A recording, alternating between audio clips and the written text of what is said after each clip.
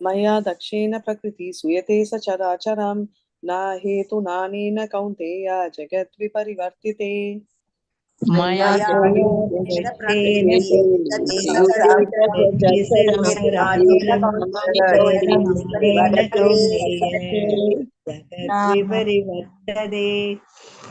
मया दक्षेण प्रकृति सूयते सचराचरं हेतुनानेन कौन्तेय जगद्विपरिवर्तिते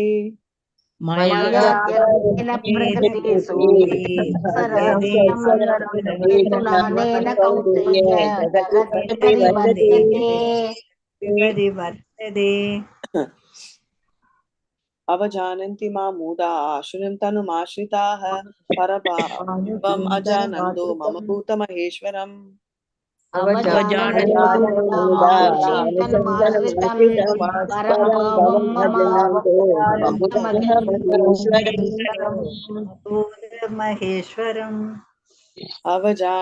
मां मूढा मानुषीं तनुमाश्रिताः परभावम् अजानन्दो मम भूतमहेश्वरम् अवजानन्ति मां मूढा परं भावम् अजानन्तो मम भूतमहेश्वरम् मोहाशामोहकर्माणो मोहज्ञानाविचेतसः राक्षसम् आसुरीं चैव प्रकृतिं मोहिनी श्रिताः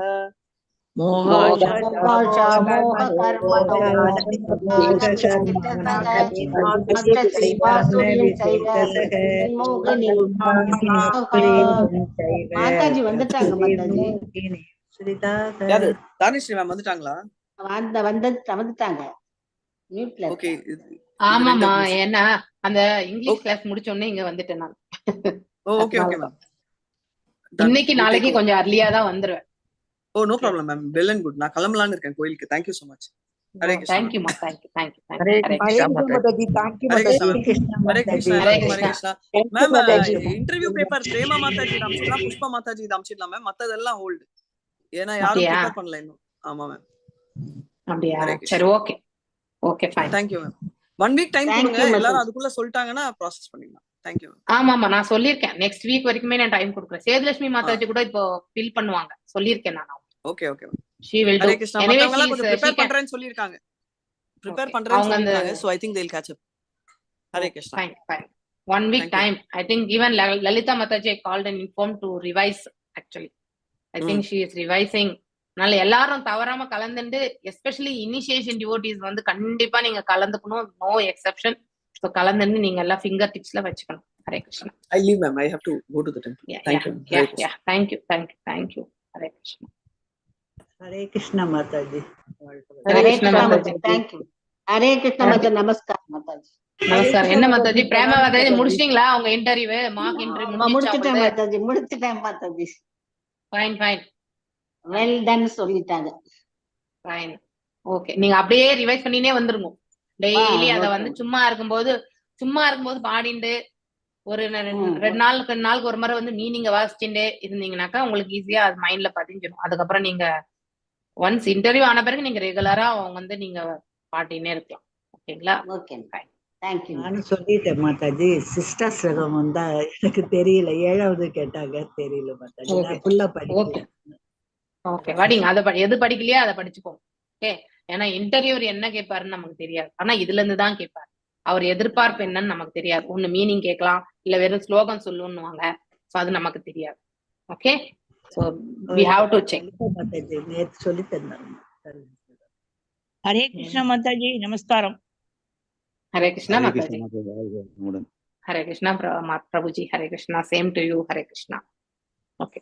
ஓம் நமோ பகவதே வாசுதேவா. நாளைக்கு கூட நான் கொஞ்சம் சீக்கிரமாவே வந்துருவேன். ஏன்னா இங்கிலீஷ் கிளாஸ் முடிச்சுட்டு அப்படியே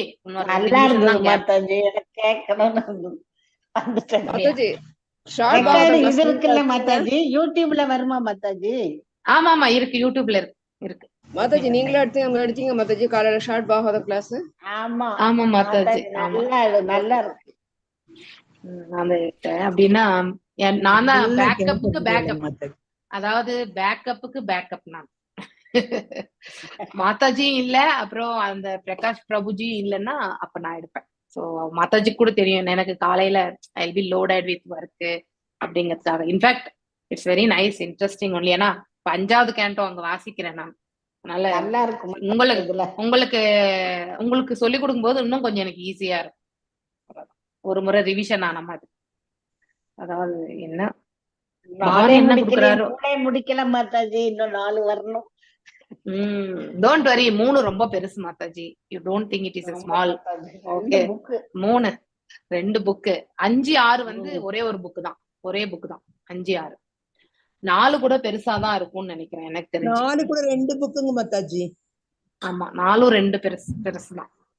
4 கூட எப்படியும் ஒரு 6 மாசம் ஆயிடும். கம்மி இல்லாம 6 மாசம் ஆகும் கண்டிப்பா. நோக்கமெல்லாம் பெருசு பெருசா இருக்கு மாதாஜி. நாம தான் சின்னதா யோசிக்கிறோம் இல்லையா?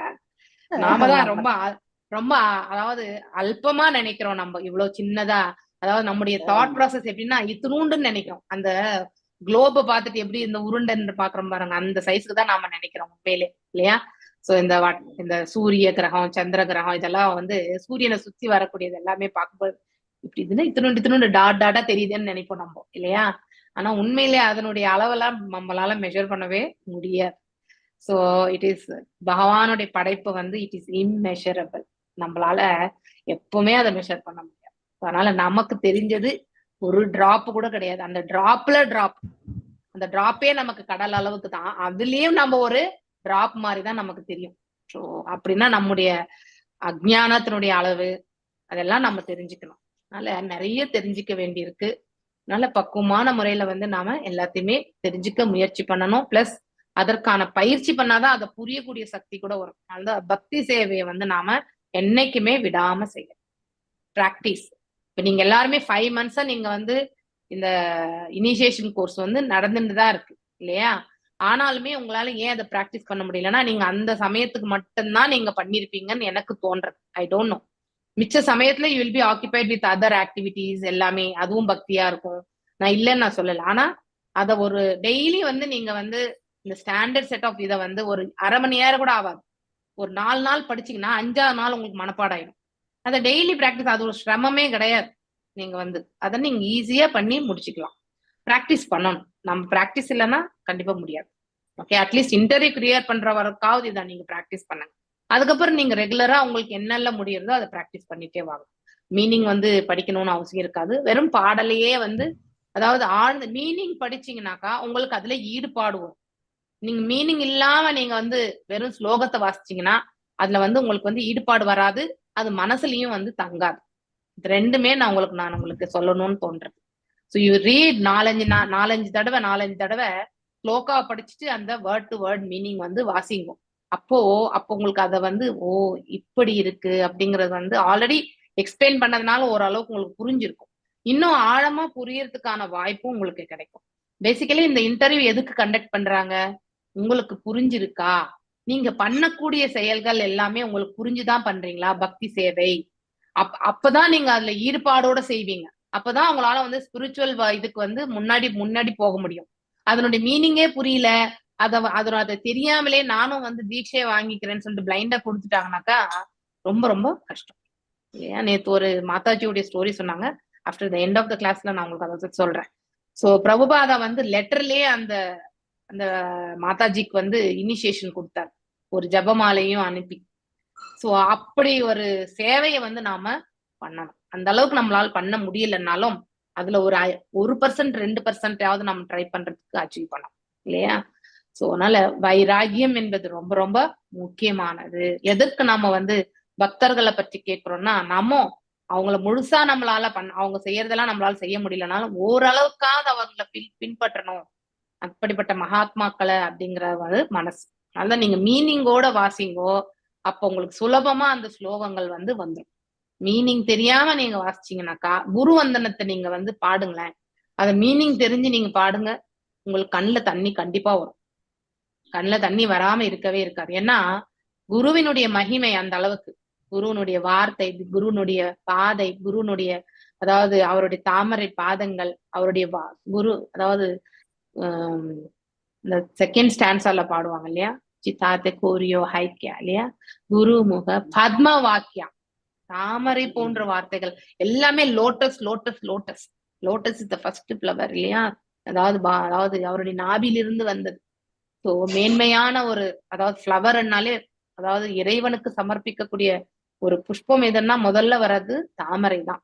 அவருடைய அங்க அவயங்கள் எல்லாமே வந்து தாமரையோட தான் ஒப்பிடப்பட்டிருக்கு இல்லையா. அழகு, அந்த அதனுடைய தெய்வீக தன்மை, பேசிக்கலி த டிவைன் குவாலிட்டி, இதெல்லாம் வச்சு நம்ம பார்க்கும்போது தாமரைக்கு தான் ஒப்பிடுகிறோம் இல்லையா. ஸோ அதை நாம கண்டிப்பா தெரிஞ்சுக்கணும். ஸோ மீனிங்கோட வாசிங்க, உங்களுக்கு அது சுலபமா வந்து அடைஞ்சிடும். மீனிங் இல்லாம வாசிச்சீங்கன்னாக்கா கண்டிப்பா முடியாது.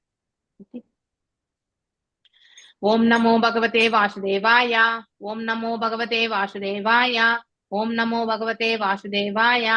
ஓம் நாராயணம் நமஸ்கிருத்யம் நரம் செய்வ நரோத்தமம் தேவீம் சரஸ்வதிம் வியாசம் ததோ ஜாயம் உதீரயேத். நஷ்டப்ராயேஷு பதரேஷு நித்யம் பாகவத சேவையாம் பகவத்ய உத்தம ஸ்லோகே பக்திர் பவதி நைஸ்திகி. ஓம் அஜ்ஞானதிமிராந்தஸ்ய ஞானாஞ்சனய ஷலாக்கய சக்ஷுருன்மிலிதம் येन तस्मै श्री गुरवे नमः. श्री चैतन्य मनोभीष्टं स्थापितं येन भूतले स्वयं रूपा गदामह्यं तदा स्वपदान्तिकं. हे कृष्णा करुणा सिन्धु दीनबन्धो जगत्पते गोपेशा गोपिका कान्त राधकान्त नमस्तुते. तप्त काञ्चन गौरांगी राधे वृन्दावनेश्वरी ऋषभानुसुते देवी प्रणमामि हरिप्रिये. वाञ्छकल्पतारुभ्यश्च कृपा सिन्धुभ्येव च पतितनां पावनेभ्यो वैष्णवेभ्यो नमो नमः. जय श्री नमो ओम विष्णु पादाय कृष्ण प्रेष्ठाय भूतले श्रीमती भक्ति वेदांत स्वामिनी दिनामिने. नामस्ते सारस्वते देवी गौरवाणी प्रचारिणे निर्विशेष शून्यवादे पाश्चात्य देशधारिणे. जय श्री कृष्ण चैतन्य प्रभु नित्यानंद श्री अद्वैत गदाधर श्रीवासदि गौर भक्त वृंदा. हरे कृष्णा कृष्णा कृष्णा हरे हरे, हरे राम राम राम हरे हरे. जय राधा माधव कुंज बिहारी. जय राधा माधव कुंज बिहारी. जय राधा माधव कुंज बिहारी. जय राधा माधव कुंज बिहारी. जय गोपी जन वल्लभा वरदारी. जय गोपी जन वल्लभा गिरिवरधारी. जय गोपी जन वल्लभा.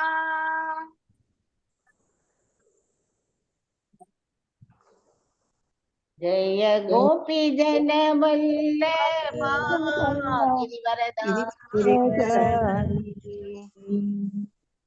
यशोदनंदन ब्रजजन रंजन. यशोदनंदन ब्रजजन रंजन. यशोदनंदन ब्रजजन रंजन. यशोदनंदन ब्रजजन रंजन. यमुना तीरा वनचारी. यमुना तीरा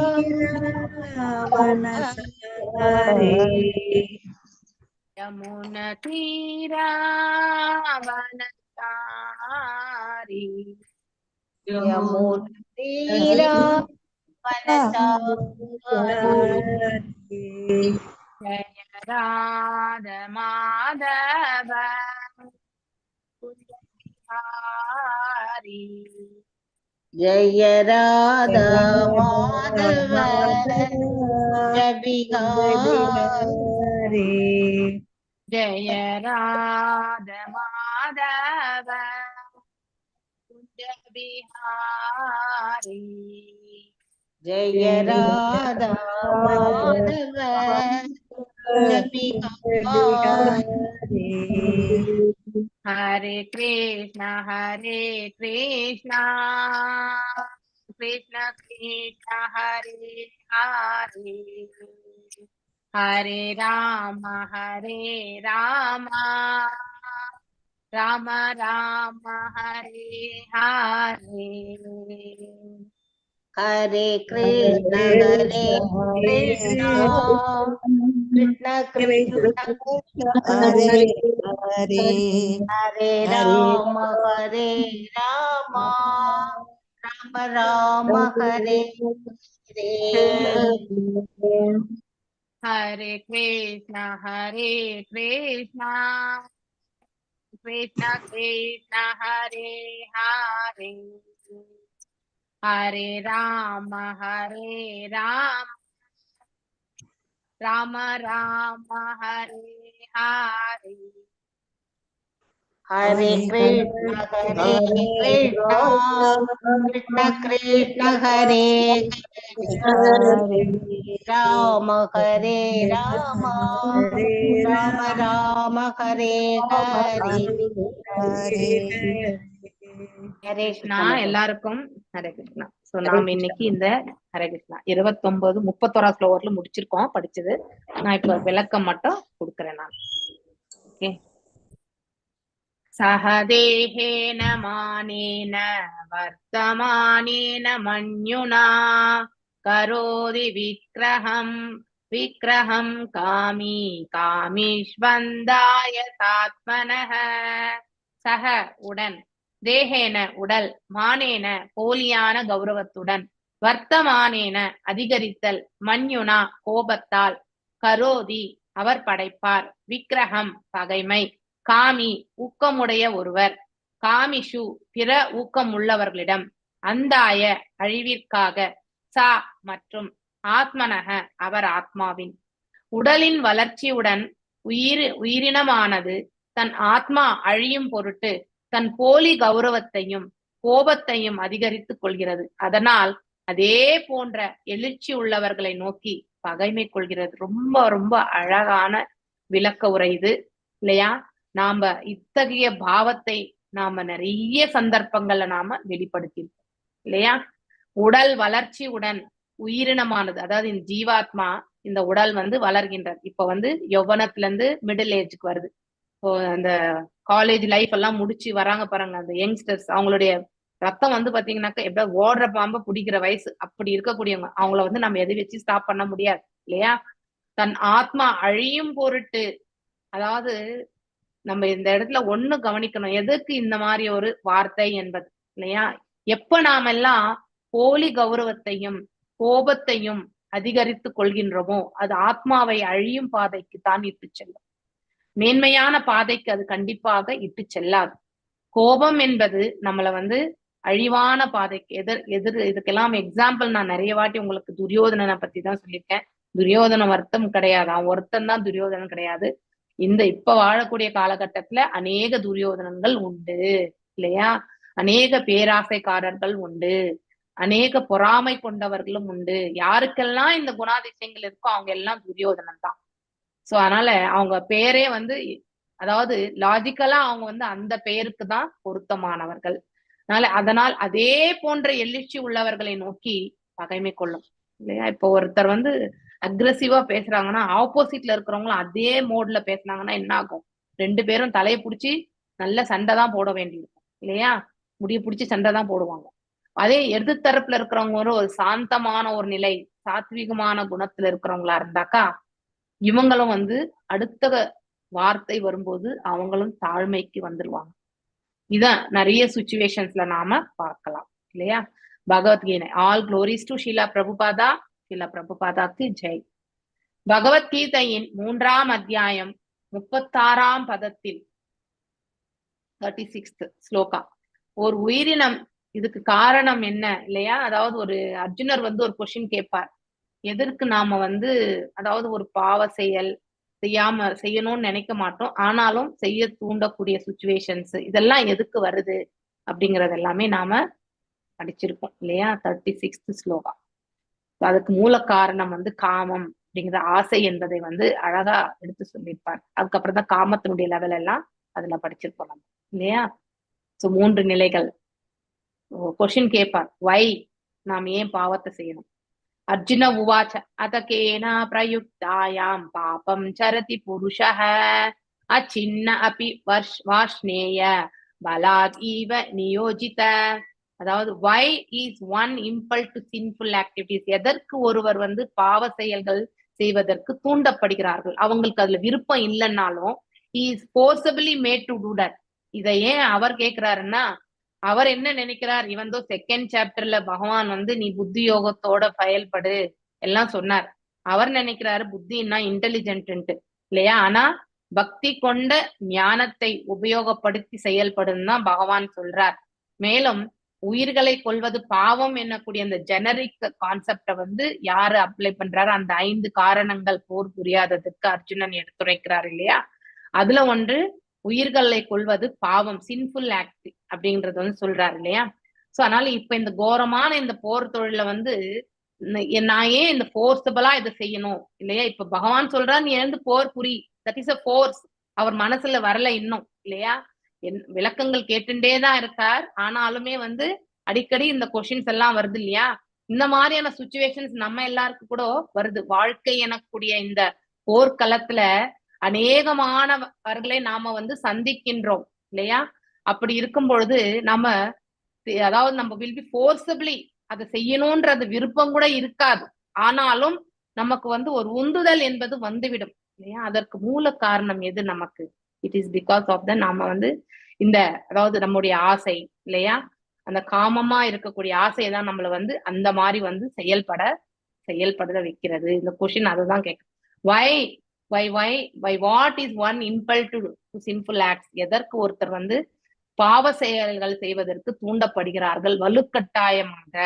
அவருக்கு அதுக்கு விருப்பம் இல்லைன்னாலுமே வந்து செயல்படுகிறார்கள் என்று அதுக்கு பகவான் வந்து அடுத்ததுல காமயேஷ குரோதயேஷ ரஜோகுண சமுத்பவக மகாசனோ மகா பாபம் வித்யா ஏனாம் ஹி வைரினம் அப்படின்னு சொல்லிட்டாரு. கிரேட்டஸ்ட் எனிமி எது சொல்லுங்க? நம்ம மனசுதான் இல்லையா. சோ அந்த மனசு என்ன பண்ணுது, நமக்கு இருக்கக்கூடிய காம ஏஷ, நமக்கு இருக்கக்கூடிய லஸ்டி, இந்த காமம் இருக்கக்கூடிய நிலைகள் எல்லாம் எந்தெந்த இடத்துல இருக்கும் சொல்லுங்க? காமம் புலன்கள்ல இருக்கும் இல்லையா.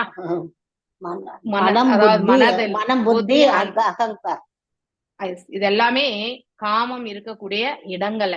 லஸ்ட், அதாவது லஸ்ட்னாலே அதாவது அளப்பறிய முடியாத ஆசைகள், கட்டுப்படுத்த முடியாத ஆசைகள் தான் வந்து காமம் என்று சொல்லப்படுவது. அது எது வேணா இருக்கட்டும், அது எந்த புலனுக்கு தகுந்த மாதிரி கூட இருக்கட்டும் இல்லையா.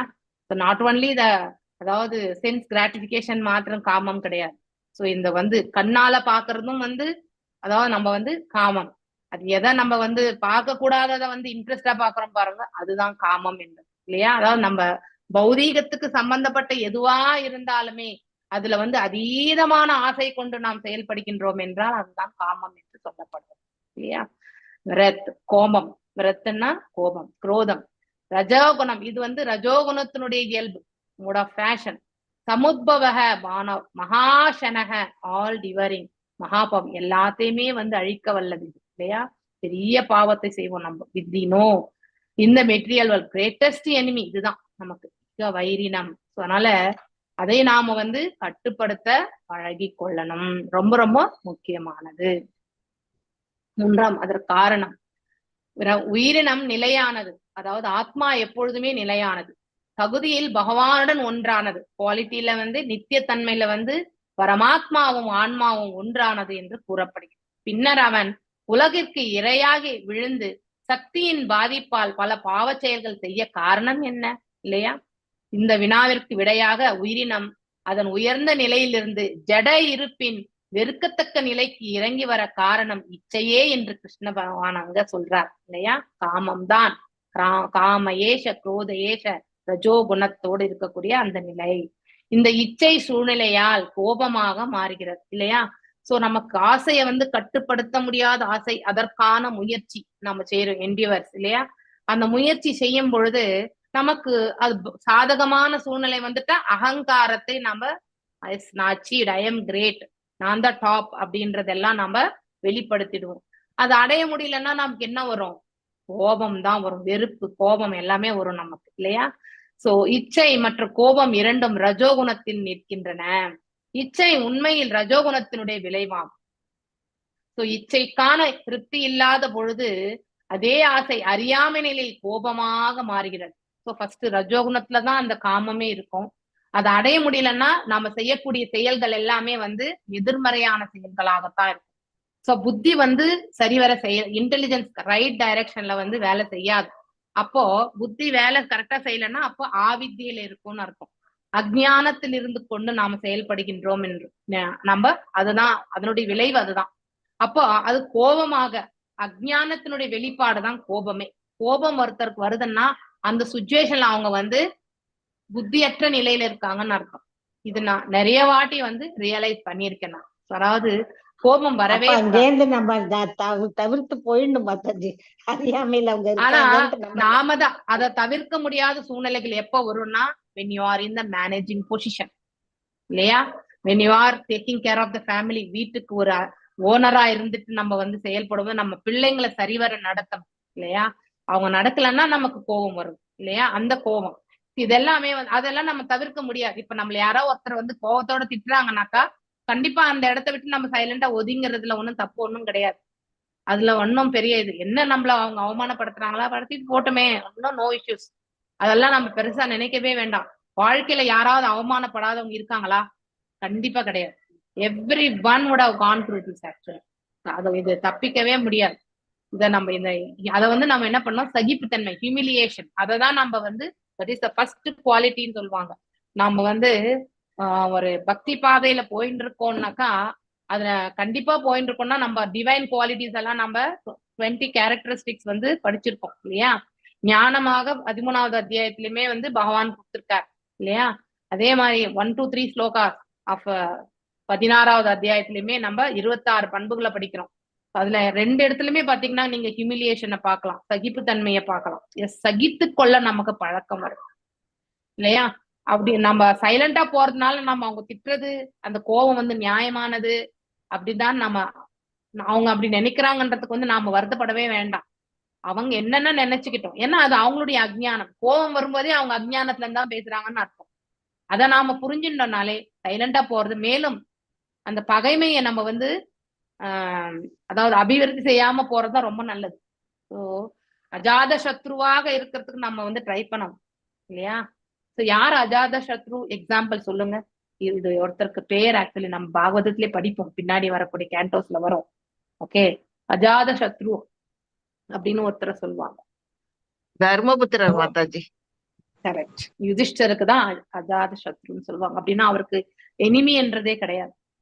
அவருடைய மனசுல யார் மேலேயுமே அவருக்கு எனிமி கிடையாது. அவரை வேணா யாரா எனிமியா நினைச்சிருக்கலாம். ஈவன் பஞ்சபாண்டவர்களே நீங்க பாத்தீங்கன்னா எப்பவுமே துரியோதனன் வந்து பீமன் மேலதான் இருக்கும். ஈவன் தர்மராஜர் மேல எதுவுமே இருக்காது. நகுல சகாதேவன் மேல கூட பெருசா அவங்களுக்கு கிடையாது, பீமன் மேலதான். அர்ஜுனன் மற்றும் பீமன் இவங்க 2 பேர், ஏன்னா இவங்க 2 பேருமே அதாவது வல்லமை மிக்கவர்கள் இல்லையா. சோ அந்த 5 சகோதரர்களையும் இவங்க 2 பேருமே வந்து ரொம்பவே சக்தி பெற்றவர்கள். சோ இன்னொன்னு, தர்மவானா இருந்து தனக்கு அது பாதகமா வந்தா கூட அதை வந்து 10 பேர் முன்னாடி அவர் வந்து ஒத்துக்கக்கூடிய பக்குவம் யாருக்கு இருந்தது? தர்மராஜருக்கு இருந்தது இல்லையா. சோ அதனால அதுவே அவருக்கு ஒரு அகங்காரம் என்று சொல்லப்பட்டதும் உண்டு. அதாவது தான் தர்மவான் என்ற ஒரு இது, அப்படி அந்த நிலை. அதனாலதான் வந்து அந்த அந்த பகடையை உருட்டுறதுக்கு போனதப்போ அதை கொடுத்த வாக்குக்காக அவர் வந்து அந்த பகடையை ஆடினார் என்று சொன்னார். அந்த தர்மத்தை வந்து நிலைநிறுத்துறதுக்காக அந்த ஒரு சூழ்நிலை வந்து அவருக்கு தர்மத்திற்கே ஒரு சங்கடமான சூழ்நிலையா மாறினது இல்லையா. ஆனால் இதெல்லாம் இறைவனுடைய ஒரு பக்தர்களுக்கு, அவங்களுக்கெல்லாம் பூர்வ ஜென்ம கர்ம பலன்களா பஞ்சபாண்டவர்களுக்கு கிடையாது. அவங்க எல்லாமே தெய்வீகமான அம்சங்களோடு பிறந்தவர்கள், தேவர்களுடைய அம்சத்தோடு பிறந்தவர்கள் அவங்க இல்லையா. அப்படி இருக்கும் பொழுது அவங்களுக்கு முந்தைய கர்ம பலன் கிடையாது. ஏன் அவ்வளவு சஃபர் ஆனாங்க அப்படின்ற கொஸ்டின் நமக்கு எல்லாருக்குமே எழும் இல்லையா. இதெல்லாம் இறைவனால் அவர்களுக்கு வழங்கப்பட்ட ஒரு நிலை. ஏன் பக்தர்களுக்கு சில சமயத்துல எல்லாத்தையுமே எடுத்துருவார் இல்லையா. ஏன் எடுப்பாருன்னா அப்பதான் முழுமையா தன்னிடத்தில் வந்து விடுவாங்கன்றதுதான் பகவான். பிரபு பாதாவே சொல்லலாம். எஸ், அந்த மாதிரி நாம எந்த அளவுக்கு இறைவனிடத்துல வந்து இருக்கோமோ. One of the story yesterday, நேத்து I think Usha Mataji also is there actually. நேத்து இவங்க ஐஸ்வர்யா மாதாஜி ஒரு ஸ்டோரி சொல்லினாங்க, அலாதினி மாதாஜின்னு சொல்லிட்டு. ஸோ நீங்க கூகுள் சர்ச் பண்ணா கூட அவங்களுடைய வாழ்க்கை வரலாறை பற்றி ரொம்ப அற்புதமா, அவங்க வந்து ஒரு ஃபாரினர் தான் நினைக்கிறேன். நியூ விருந்தாவன் அப்படிங்கறது வந்து யுஎஸ்ல தான் நினைக்கிறேன். அது எனக்கு எக்ஸாக்ட்லா எனக்கு தெரியல, ஏன்னா நான் ஃபோக்கஸ் பண்ணி கேட்க முடியல. ஐ வாஸ் டூயிங், அதாவது சமையலும் பண்ணிட்டு அதையும் கேட்கும்போது ஒரு சில இடத்துல எனக்கு கேப்ஸ் வந்துடும் எனக்கு. ஸோ அவங்க அதை பத்தி எடுத்துரைக்கும் பொழுது அவங்க அவ்வளோ பெரிய பக்தர் அப்படிங்கிறத வந்து ரொம்ப அற்புதமா சொன்னாங்க அவங்க. அதாவது காலையில 2:30 மணிக்கு எழுந்துக்குவாங்களாம். இந்த 4 மணி 4:45 வரைக்கும் வந்து அவங்க முடிச்சிருவாங்க எல்லாமே. ஜபம் 16 மாலை, அதுவும் இன்டென்ஸ் பிரேயர் தான். அதாவது நிஷ்டையில இருந்து கொண்டு அந்த 16 மாலை பண்ணுவாங்களாம்.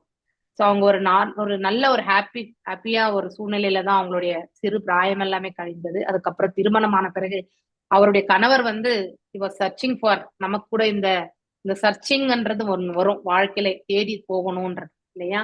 எல்லாமே முடிஞ்ச பிறகு நமக்கு என்ன இதுல ஒன்னும் இங்க இதுக்கு மேல இன்னும் நம்ம அனுபவிக்கிறதுக்கு எதுவும் சுகம் எதுவும் இல்லை அப்படிங்கிற ஒரு மனசு வரும் இல்லையா. ஹேட்டட்னஸா வரும், என்ன இருக்கு எல்லாமே அப்படிங்கிற ஒரு ஓகே அப்படின்ற ஒரு நிலை வரும். நமக்கு ஈடுபாடற்ற ஒரு நிலை வரும்பொழுது நம்ம உண்மையை தேட ஆரம்பிப்போம் இல்லையா. அப்படிப்பட்ட ஒரு சூழ்நிலை அவருடைய கணவருக்கு வந்து வந்ததாக சொல்லப்படுகிறது. அப்ப அவர் வேறு சில இடத்துல போன கூட அவருக்கு வந்து அதுல ஈடுபாடு வரல. உண்மையிலே அந்த மாதாஜி வந்து இஸ்கான் இயக்கத்துல ஜாயின் ஆகல, அவருடைய கணவராலதான் வந்து ஜாயின் ஆனாங்க. சோ இருவருக்குமே வந்து பாத்தீங்கன்னா, ஆனா பிற்காலத்துல வரும்பொழுது அவங்க ஜெகநாதரோட தான் எப்பவுமே வந்து அந்த வாஞ்சையோட தான் இருப்பாங்களாம். She be so attached to Jagannath deities. ஜெகநாதருக்கு வந்து படைக்கிறது 6 டைம்ஸ் வந்து பாத்தீங்கன்னாக்கா நைவேத்தியம் பண்றது, சோ டிடி அலங்காரம் இதெல்லாம் தான். அண்ட் ஷி யூஸ் டு அதாவது 12 முறை வந்து பாகவத படிச்சு முடிச்சாங்களாம். 12 டைம்ஸ் வந்து 12 கேண்டோஸ் படிச்சாங்களாம் அவங்க. நம்ம ஒரு வாட்டியே இந்த 12 கேண்டோஸ் படிக்குமா அப்படிங்கிறது வந்து மிகப்பெரிய கேள்விக்குறியோட உட்கார்ந்துருக்கோம் நம்ம இல்லையா. She is being a full time. So ஒரு காலகட்டம் வரும்போது ஜெகநாதரா கணவரான்னு வரும்பொழுது அவங்க அவர் வந்து நம்ம இந்த இடத்த விட்டு போகணும் அப்படின்னும் போது அவங்க வந்து கேட்கல. இல்ல நான் இங்க ஜெகநாதர் அவர் தான் அழைச்சிட்டு வந்தாரு, அவர் தான் அந்த இதுக்கு வந்து சேர்ந்தோம், 2 பேருமே வந்து சேர்ந்தாங்க. இனிஷியலி அவங்க வந்து கிடையாது, இருந்தாலுமே she got so attached to the deity worship இதுக்கு எல்லாத்துக்குமே. ஸோ அவங்கள வந்து டாட்டர் ஆஃப் பிரபுபாதா அப்படின்னு கூட பிரபுபாதர் அவரை வந்து தன்னுடைய மகளாகவே வந்து பாவித்தார் என்று சொல்லப்படுகிறது. ஸோ இனிஷியேஷன் கூட பாத்தீங்கன்னாக்கா லெட்டர்ல தான் வந்து அவருக்கு ஹலாதினி, அதாவது பிளஷர் பொட்டன்சி ஆஃப் லார்ட், அதனாலதான் அவளுக்கு அந்த பெயர் இல்லையா. நாம கூட சாந்தினி, சம்வித், ஹலாதினி 3 விதையான இன்டர்னல் பொட்டன்சிஸ் நாம, அதாவது அந்தரங்க சக்தியில 3 நிலைகளை பற்றி நம்ம படிச்சிருக்கோம் இல்லையா. அதுல ஆனந்தம், அந்த நிலையில அவங்க இருந்தாங்க. அவங்களுடைய செயல்கள், அவங்களுடைய பக்தி பாவம் எல்லாமே வந்து அப்படிப்பட்ட ஒரு நிலை இருந்ததால ஜெகநாதரே சொல்லுவாராம், அதாவது கனவுல வந்து நீ இதை வந்து ஜென்ரலி நமக்கு கூட வந்து இறைவன் வரக்கூடிய சுச்சுவேஷன்ஸ், நமக்கு தரிசனம் கொடுக்கக்கூடிய நிலை இருக்கலாம், ஆனா யாருமே நம்ம வெளியில சொல்ல மாட்டோம் இல்லையா. கண்டிப்பா அது they will not reveal. ஆனா இது வெளியில சொல்ல வேண்டிய ஒரு சுச்சுவேஷன் எப்ப வந்ததுன்னா, அவங்க சவுத் ஆப்பிரிக்கால போயிட்டு அதாவது நித்யானந்த பிரபு வந்து சொல்வாராம், நீ வந்து போய் அங்க போய் ப்ரீச்சிங் பண்ணி, ஏன்னா நீ எல்லாமே வந்து இவ்வளவு படிச்சிருக்க, பகவத்கீதை, சைத்தன்ய சரிதாமிரதம், பாகவதம் 12 முறை படிச்சாச்சு, 12 கேண்டோ 12 முறை, இவ்வளவு ஸ்காலர்லியா இருக்க நீ. இப்படி இருக்கும் பொழுது நீ வந்து ப்ரீச் பண்ணணும். நீ இங்கேயே உட்காந்து 6 வேளை சமைச்சு இந்த வந்து எனக்கு நைவேத்தியம் பண்றதை விட நீ வந்து அதை செய். ஆனா நெக்ஸ்ட் டே நைட் வந்து பலராமர் சொல்வாராம், நீ அங்க போக கூடாது, இங்கேதான் நீ வந்து ப்ரீச் பண்ணணும், இங்கதான் வந்து நீ செய்யணும்னு சொல்லிட்டு. இந்த மாதிரி கண்டினியூஸா வந்து 2-3 நாள் வந்தப்போ அப்போ நான் நித்யானந்த பிரபு சொன்னாராம். So I think there was one, அவங்க சொன்ன இது உஷா மாதாஜி இதுக்கு என்ன சொன்னாங்க அவங்க, எனக்கு டக்குன்னு ஞாபகம். ஸோ நித்யானந்த பிரபு ரொம்ப ஜஸ்டிபிகேஷன் பண்ணியிருக்காரு. ஸோ பகவானுடைய இது வந்து ஒரு இது காட்டுலதான் போயிருந்தாங்க. பிருந்தாவன், நியூ பிருந்தாவன் வந்து வரத்துக்கு முன்னாடி அந்த அந்த இடம் வந்து ஃபர்ஸ்ட் இவங்கதான் வந்து இது பண்ணிருக்காங்க. அது ஒரு காட்டுக்கு நடுவுல இருக்கிறது. 2 பேர் ஹஸ்பண்ட் அண்ட் ஒய்ஃப் 2 பேருமே வந்து போனாங்க. அங்க இருக்கிற சூழல் எல்லாம் பார்த்த உடனே அவங்க ஹஸ்பண்ட் சொன்னாரு, நான் கிளம்புறேன் நீ வா அப்படின்னு. இல்ல நான் முடியாது, நான் இங்கதான் இருப்பேன். ஏன்னா அவர் வந்து ஜெகநாதர் வந்து இங்கதான் இருக்கணும் அப்படின்ட்டு எனக்கு வந்து சொல்லியிருக்காரு. நான் இங்கதான் இருப்பேன் அப்படின்னா, அப்ப நான் வேண்டாம், நான் வேணுமா ஜெகநாதர் வேணுமா அப்படின்னு, எனக்கு ஜெகநாதர் தான் வேணும் அப்படின்னு சொல்லிட்டு அவங்க வந்து தனியாவே அந்த காட்டுல யாருமே கிடையாது. அந்த காட்டுல யாருமே இல்லாத அவங்க வந்து இருந்ததுனால அவங்க வந்து காலையிலேயே 2 மணிக்கு எழுந்துருவாங்க. 11 மணிக்கு படுத்துப்பாங்க, 2 மணிக்கு எழுந்து எல்லா ஜபம் எல்லாத்தையும் முடிச்சுட்டு அப்புறம் வந்து சுவாமிக்கு அலங்காரம் எல்லாம் பண்ணி அது எல்லாமே நைவேத்தியம் எல்லாமே வந்து பண்ணுவாங்க. ஒரு சமயம் வந்து நைவேத்தியம் இல்லாத இருந்த போது என்ன பண்றது அப்படின்னு யோசிக்கும் போது அவங்க வந்து திடீர்னு வந்து பார்த்தா லெமனும் இது போட்டு இது பண்ணாங்க. 2 பேரும் ரொம்ப நல்லா இருக்கு அப்படின்ட்டு அவங்க பிடிச்ச ஜெகநாதருக்கும் சுபத்ரா அவங்க பல்தேவுக்கு பிடிச்சிருக்கு அப்படின்னு உடனே சரி அடுத்த நாளைக்கு வந்து அந்த இது இல்ல 2-3 நாளைக்கு தொடர்ந்து பண்ணாங்க.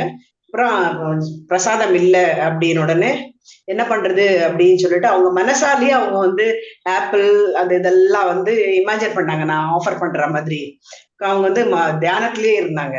அப்புறம் கொஞ்ச நேரம் கழிச்சு கண்ணை திறந்து பார்த்தா அது அத்தனையும் வந்து கண்ணு முன்னாடி வந்து இருந்திருக்கு அவங்களுக்கு. மானசீக இது பிரார்த்தனை இல்லையா? சோ சமர்ப்பணம் அது பகவானே பக்தி ஜாஸ்தி. அதான் ஜெகநாதர் வந்து சொன்னாரா, நீ வந்து எனக்கு வந்து நீ ப்ராமிஸ் பண்ணிருக்க, எனக்கு தினம் நீ நைவேத்தியம் பண்றேன்னு சொல்லிருக்க, நீ என்ன இப்ப கிளம்புற அப்படின்னு. இல்ல நித்யானந்தர் இல்ல நான் சொல்றத கேளு அப்படின்னு. திருப்பி மறுநாளைக்கு வந்து நித்யானந்தர் வந்து சொல்றாரு, ஓ சரி சரி நான் வந்து பர்மிஷன் வாங்கிட்டேன், நீ வந்து அப்ப ப்ரீச்சிங்கே போ அப்படின்னு சொல்லிட்டு ஜெகநாதர் வந்து சொல்றாரு. நித்யானந்த பிரபு முதல் நாள் வரைக்கும் வந்து சொல்றாரு, நீ ப்ரீச்சிங் போ அப்படின்ட்டு வந்து சொல்றாரு.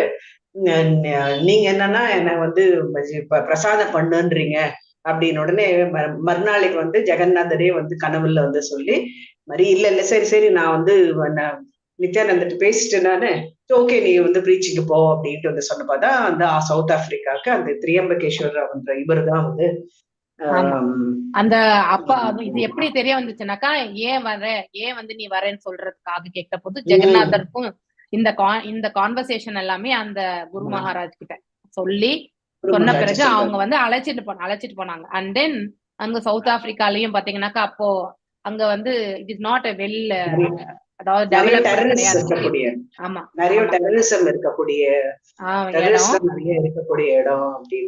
அவ்வளவு ஸ்ட்ராங் ப்ரீச்சிங் பண்ணாங்களாம் அவங்க வந்து.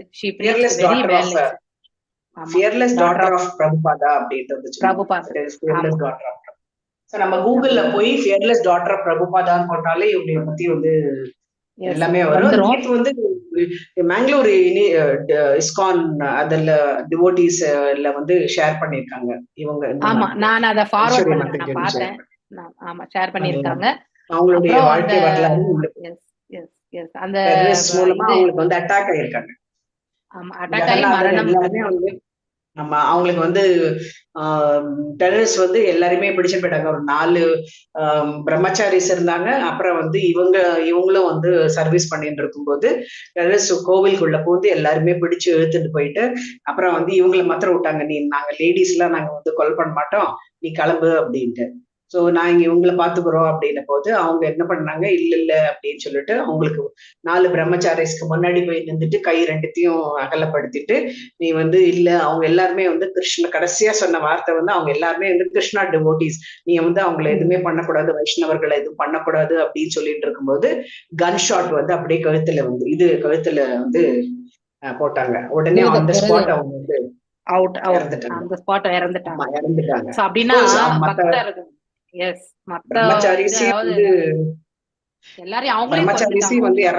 இறந்துட்டாங்க.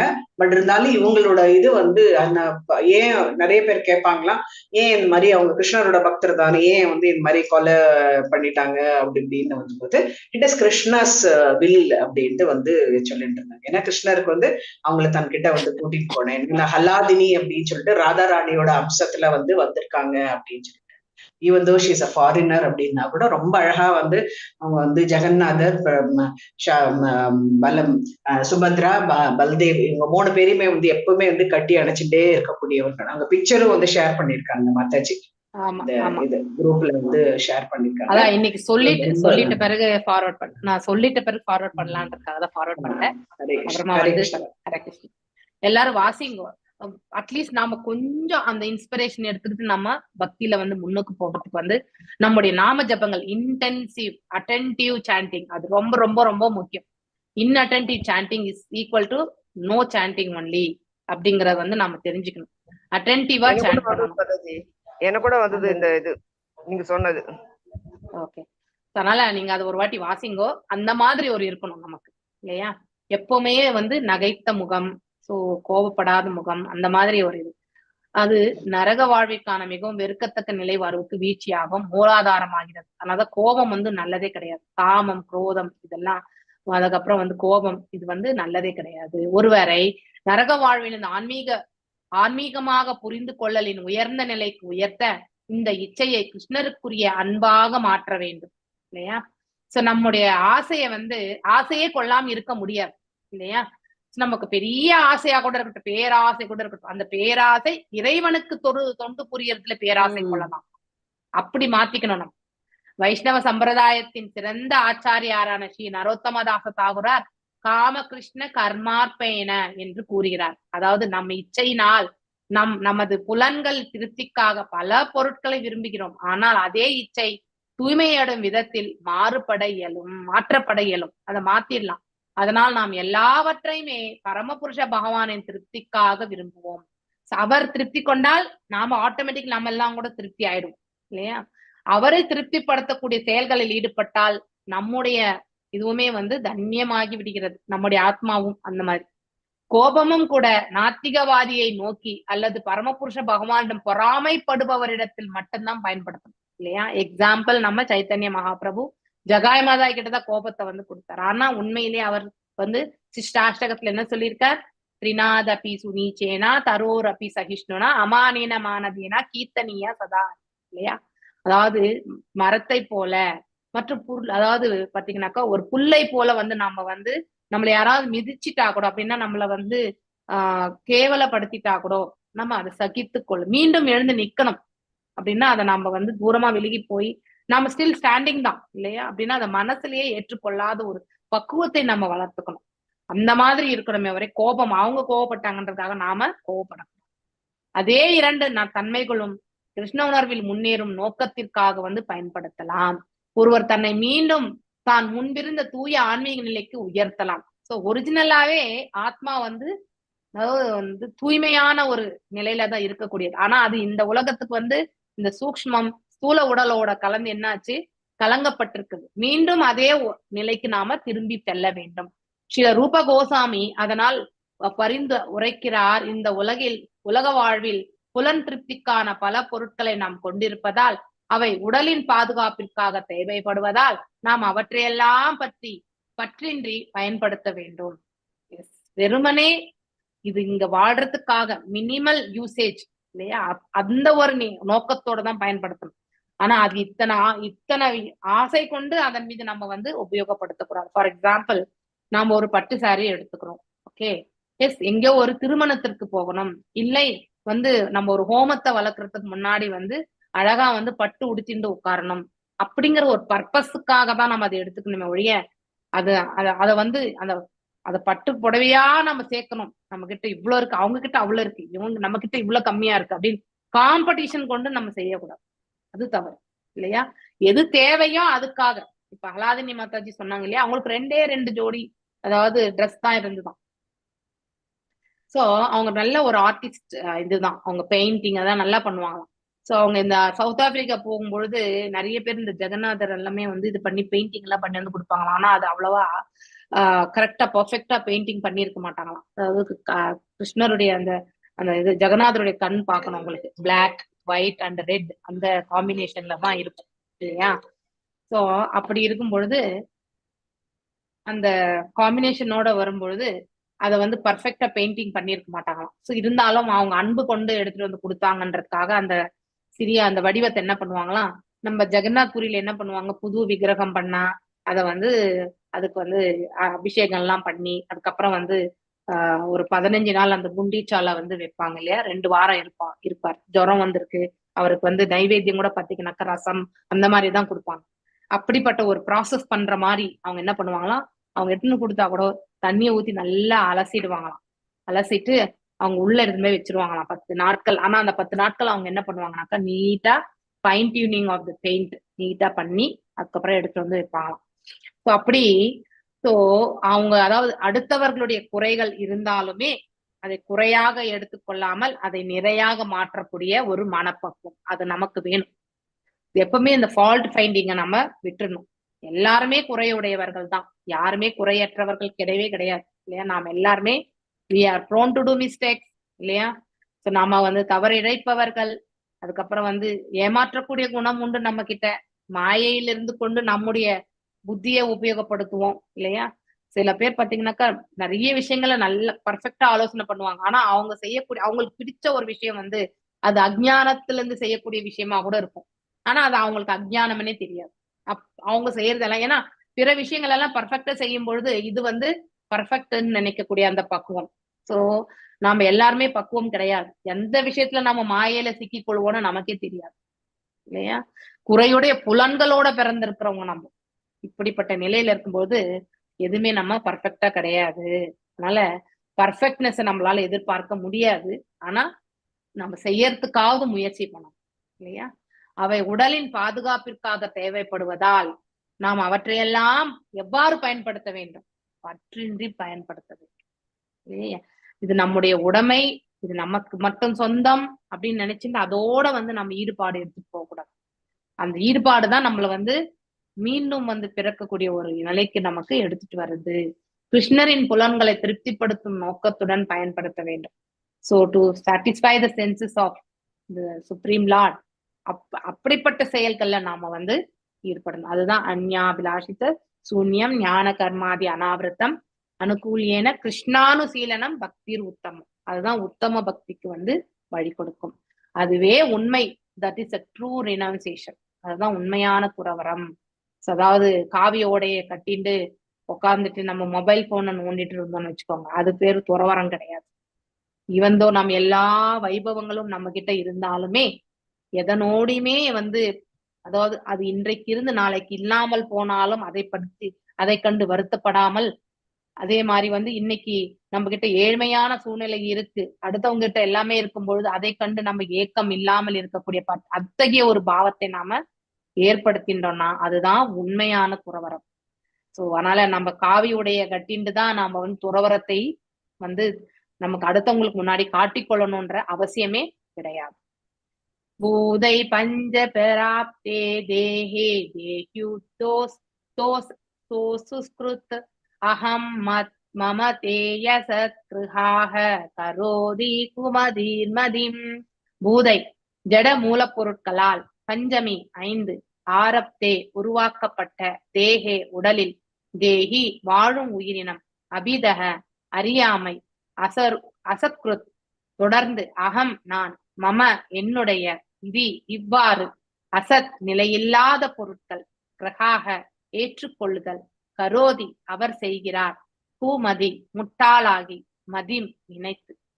சோ அந்த அறியாமையால் உயிரினம் 5 மூலப்பொருட்களான பூத உடலை தன்னுடையதாக ஏற்றுக்கொள்கிறது. இவ்வாறா இருக்கும் பொழுது நம்ம இந்த அஜ்ஞானத்துல இருக்கும் பொழுது அஜ்ஞானத்துக்கே உரிய குவாலிட்டிஸா இருக்கக்கூடிய இந்த பௌதிக மூலப்பொருட்களால வந்து பஞ்சமகா பூதங்களால நாம இந்த உடல் வந்து ஏற்படுகிறது.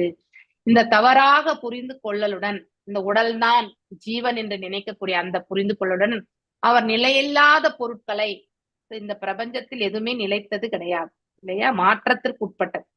அதாவது படைக்கப்படும், ரட்சிக்கப்படும், மறும் வந்து அதாவது அழிக்கப்படும் என்பது மறையும், மீண்டும் வந்து தோன்றும். அப்படிப்பட்ட சூழ்நிலை தன்னுடையதாக ஏற்றுக்கொண்டு மிகவும் இருட்டான இடத்தில் தன் அறியாமையை அதிகரித்து, the darkest region of the ignorance இல்லையா, அறியாமையினுடைய அதிலும் அறியாமையிலே வந்து மிகவும் அறியாமையான ஒரு சூழ்நிலையை வந்து அது ஏற்படுத்தி கொண்டது. இந்த பதத்தில் அறியாமையின் விரிவு விளக்கப்பட்டிருக்கிறது. முதல் அறியாமை 5 மூலப்பொருட்களான உடலை தானாக இனம் காணுதல், ஐடென்டிபிகேஷன் ஆஃப் த பாடி, அதுதான் ஃபர்ஸ்ட் இக்னரன்ஸ். 2வது சிலவற்றை ஒருவரது உடலியல் தொடர்புக்கு சொந்தமாக ஏற்றுக்கொள்ளுதல் ஆகும். அடுத்து இதெல்லாம் என்னுடையது, மைண்ட் என்னுடையது அப்படின்னு அந்த பொசசிவ்னஸ் 2வது இல்லையா, என்னுடைய வீடு, என்னுடைய கார், என்னுடைய பிள்ளை, என்னுடைய கணவர் இல்லையா, இப்படி எல்லாத்தையுமே வந்து நம்ம அவரும் ஒரு ஜீவன் அப்படிங்கறத வந்து தெரிஞ்சுக்கணும் இல்லையா. அவருக்குள்ளயுமே பரமாத்மா இருக்கிறார். இந்த ஜென்மத்துல நாம அவரோட இணைந்து இருக்கிறோம். அடுத்த ஜென்மம் என்றிருந்தால் இதே நிலை தொடராது. சோ இந்த கர்ம பந்தனத்தை பற்றி நாம தெரிஞ்சுக்கணும். இது 2வது. 3வது, இந்த விதத்தில் அறியாமை வந்து எக்ஸ்பான்ஷன், விரிவடைஞ்சுட்டே போறது. உயிரினம் நிலையானது, ஜீவன் என்பது ஜீவாத்மா வந்து நிலையானது. ஆனால் நிலையற்ற பொருட்கள் மனிதன் ஏற்றுக்கொள்வதால் அவனது ஆர்வத்தை தவறாக இனம் காண்பதால் அவன் அறியாமையில் தள்ளப்படுகிறார். அதனால் அவர் உலக தொல்லைகளை அனுபவிக்கிறார். சோ நித்தியமான இந்த ஜீவனை பத்தி அவனுக்கு தெரியாது. இந்த உடல் தான் தெரியும் அவனுக்கு. சோ அழியக்கூடிய உடல் இப்ப பிறந்திருக்கு, எப்ப மடியும்னு தெரியாது, அதுக்கப்புறம் அழிந்து போகும்.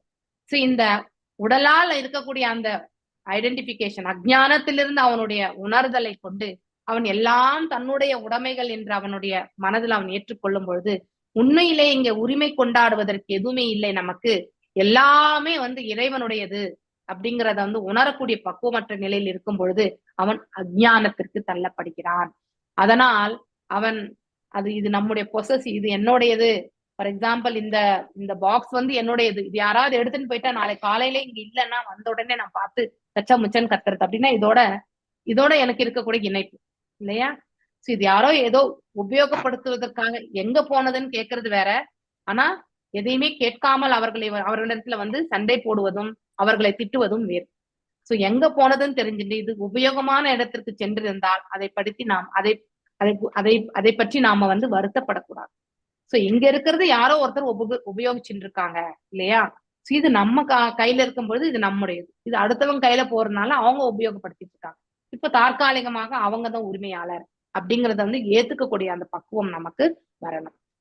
தாதர்தம் குரதே கர்மயத் பக்தோ யாதி சம்ஸ்ருதிம் யோனு யாதி ததத் க்லேஷம் ஆவித்யா கர்ம பந்தனஹ.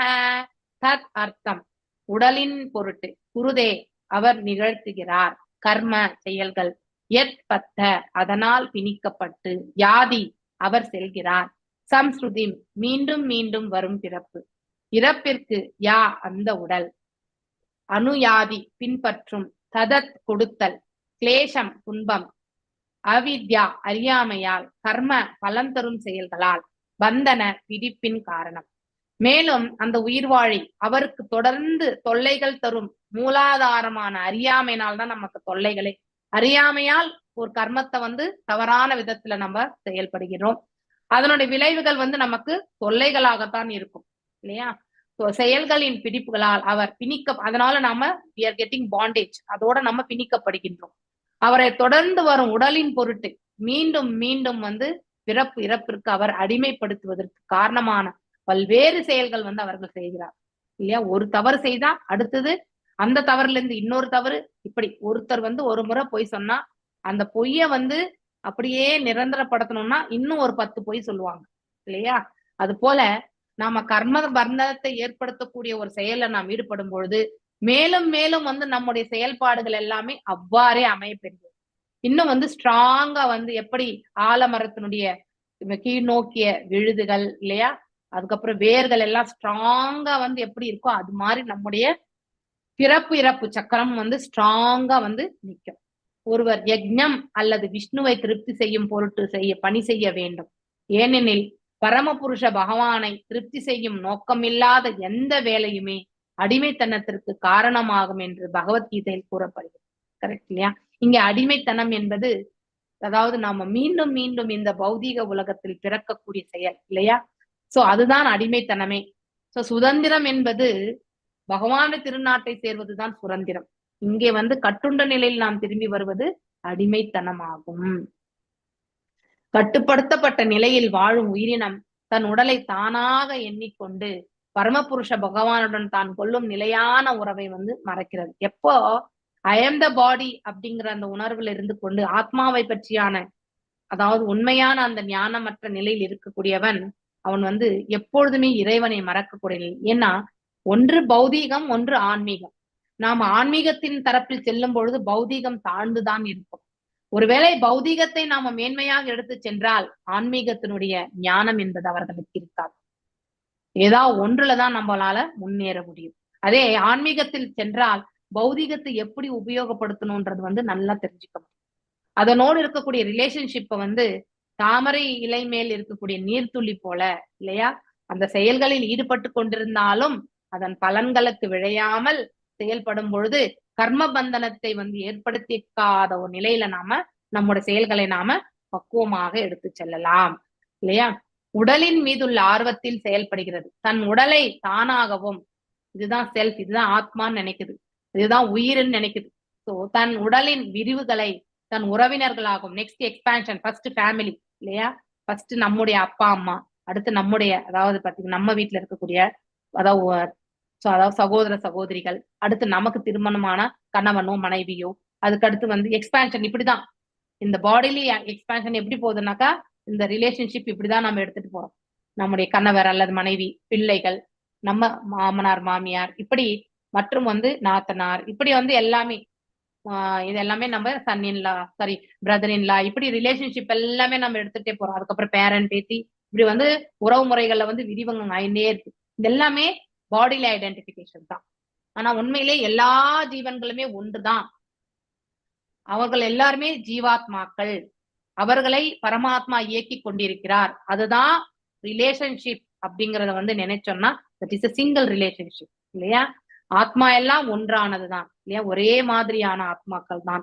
ஆத்மாக்கள் வந்து எப்பொழுதுமே விடுதலை அடையக்கூடிய நிலையில இருக்கக்கூடியதுதான் உண்மையான ஆத்மாவுடைய நிலை அப்படிங்கிறத புரிந்து இந்த உடலை ஏற்றிருப்பதால் தான் அது கட்டுண்ட நிலையில் இருக்கிறது. இந்த இயற்கையினுடைய 3 குணங்களால் அது பாதிப்படைந்து இல்லையா. சோ அவன் எந்த குணாதிசயத்தோடு செயல்படுகின்றானோ அதற்கேற்றவாறு அவன் கர்ம பலன்களை அடைந்து கட்டுண்ட நிலையை அந்த ஆத்மாவுக்கு வந்து ஏற்படுத்தி கொடுக்கிறான் இல்லையா. அப்ப இந்த ரிலேஷன்ஷிப் எல்லாம் எக்ஸ்பேண்ட் ஆயிட்டே போகுது. இவ்வாறு நம்ம ரிலேஷன் சொல்லிட்டு பாடிலி பிளாட்ஃபார்ம்லயே போயிட்டு இருந்தோம்னாக்கா மீண்டும் மீண்டும் நமக்கு அதே பிராப்தத்தை தான் நாம பெறுகின்றோம். தற்கால நாகரிகத்தில் சமூகம், தேசிய அரசியல் தலைவர்கள் என்போர் வாழ்வில் உடலியல் கருத்தின் கீழ் மேலும் மேலும் மக்களை தவறாக வழிநடத்துகிறார்கள். எங்கேயாவது நமக்கு ஸ்பிரிச்சுவல் கைடன்ஸ் எந்த அரசியல்வாதியாவது கொடுக்குறாங்களா? கண்டிப்பா கிடையாது. நீ ஆன்மாடா, நீ வந்து பேராசை கொள்ளாம நீ வெறுமனே பகவானை எண்ணிக்கொண்டு நீ செயல்படணும் அப்படிங்கிற ஒரே ஒரு அட்வைஸ் எந்த அரசியல்வாதியாவது நமக்கு கொடுத்திருக்காங்களா? கிடையாது. நம்முடைய உண்மையான வாழ்க்கை நிலையை புரிந்து பக்குவமான முறையில் செயல்படுவதற்கு ஆசை கொள்ளாதே, பேராசை கொள்ளாதே, இருப்பதை கொண்டு திருப்தி கொள் அப்படிங்கிறத யாராவது வந்து சொல்லி கொடுக்குறாங்களா? அதன் விளைவாக எல்லா தலைவர்களுமே வந்து பின்பற்றுபவர்களுடன், ஆனா முன்ன காலத்துல அது வந்து முடியாட்சியா இருந்தாலுமே அரசர்கள் எல்லாமே ஆன்மீகத்தில் வந்து மேன்மையுற்றவர்களாக இருந்தாங்க, செயின்ட்லி கிங்ஸ். அதனால தன்னுடைய பிரஜைகளை எல்லாமே அந்த மார்க்கத்தில் இட்டு சென்றார்கள் இல்லையா. அவங்களால செயல்படுத்த முடிஞ்சது. பிராமணர்களுடைய அறிவுரை கொண்டு சத்திரிய தர்மத்தை பரிபாலித்து இல்லையா. சோ தங்களுக்கு பிள்ளைகளையுமே அதே நல்மார்க்கத்தில் இட்டு செல்லக்கூடியது. இப்போ நம்ம 5th கேண்டோனா அங்க படிக்கிறது வந்து அதாவது நாபி, மன்னர் நாபி. இது எங்க இருந்து வருதுன்னாக்கா சுயம்பு மனு. பிரம்மர் சுயம்பு மனுவை படைக்கிறார். சுயம்பு மனுவனுடைய பிள்ளையாக பிரியாவிருத்தன் இல்லையா. நம்ம தேவகூதி, பிரசுத்தி இவங்க எல்லாரும் படிச்சோம் இல்லையா. இப்போ இப்ப படிச்சுட்டு இருக்கிறதே வந்து தேவகூதியுடைய மகனாக, அதாவது நம்ம கபில முனியர் வந்து எடுத்துரைச்சுட்டு இருக்கார் இல்லையா. சோ இந்த அவங்க சுயம்பு மனுவுக்கு 2 பிள்ளைகள். அதுல ஒருத்தர் வந்து பிரியாவர்த்தன். அவர்தான் மணிமகுடம் சூட்டப்படுகிறார். அவர் சிறு பிராயத்திலேயே வந்து நாரத மகரிஷியால் வந்து ரினவுன்ஸ் வே ஆஃப் லைஃப் வந்து அந்த அவருடைய அறிவுரைப்படி அந்த ரினவுன்ஸ் வே ஆஃப் லைஃப்ல இருப்பார்.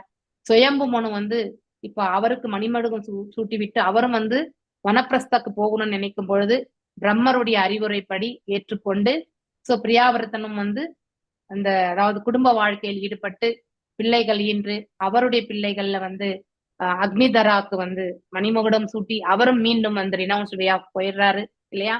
சோ அக்னிதரனுடைய பிள்ளையாக தான் வந்து நாபியினுடைய பிள்ளைதான் வந்து அதாவது ரிஷபதேவருக்கு 100 பிள்ளைகள்.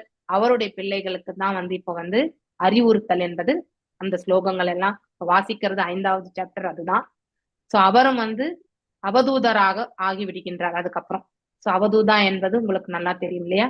உடல் மேல ஏதாவது அவங்களுடைய மனசு வந்து இந்த உடல் அதாவது உடல் பாடிலி நிலையை அவங்களுக்கு அதை பத்தியான யோசனை எதுவுமே இருக்காது.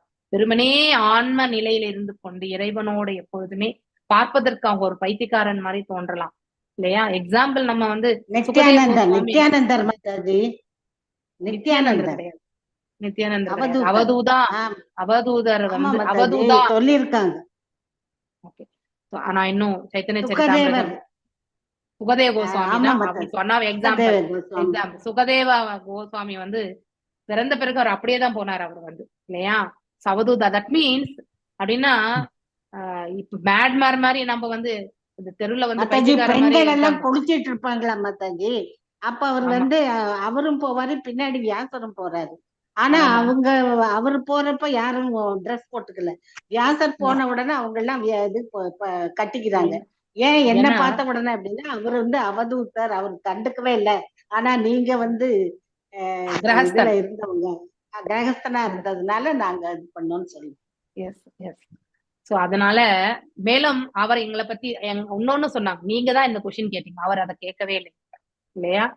சோ ஹி வாஸ், அவர் வந்து மரம் செடி கொடிகள் எல்லாவற்றையுமே அவர் பரமாத்மாவை காணக்கூடிய நிலையில இருந்தார். அப்படிப்பட்ட நிலை.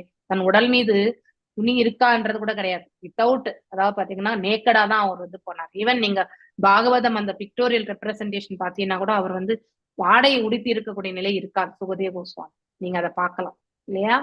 சோ அது மாதிரி அவதூத நிலை என்பது அந்த மாதிரி ரிஷபதேவர் அந்த நிலைக்கு செல்கிறார். அந்த மாதிரி ஒரு இது வரும் இந்த 5th சாப்டர்லயே கடைசியில அந்த மாதிரி வரும். சோ நம்ம அவருடைய படம் இருக்கு, 5வது கேண்டோல அந்த படம் இருக்கு. ஆமா.